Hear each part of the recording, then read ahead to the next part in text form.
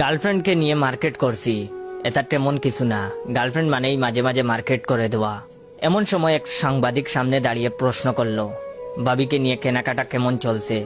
আমি তখন রেগে গিয়ে সাংবাদিককে বললাম, বাবি হইলে কবেই না তালাক দিতাম। সাংবাদিক আমার উত্তর শুনে মুখের কাছ থেকে মাউথ পিস সরিয়ে নিবে এমন সময় নিজেই উনার হাত থেকে মাউথ পিস কেড়ে নিয়ে বলা শুরু করলাম, ডিয়ার দেশবাসী, ভাই ও বোনেরা, গার্লফ্রেন্ড পালা আর হাতি পালা সমান কথা। আব্বার হাত পা ধরে 5,000 টাকা নিয়েছিলাম নিজে মার্কেট করব বলে, কিন্তু গার্লফ্রেন্ডকে কিনে দিতেই 4,000 টাকা শেষ।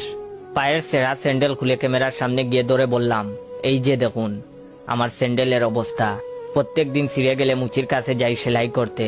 কালকে রাগ করে মুচি বলে দিয়েছে, ভাই দয়া করে তুই আমার স্যান্ডেলটা নিয়ে যা। তাও আর এই স্যান্ডেল আনিস না।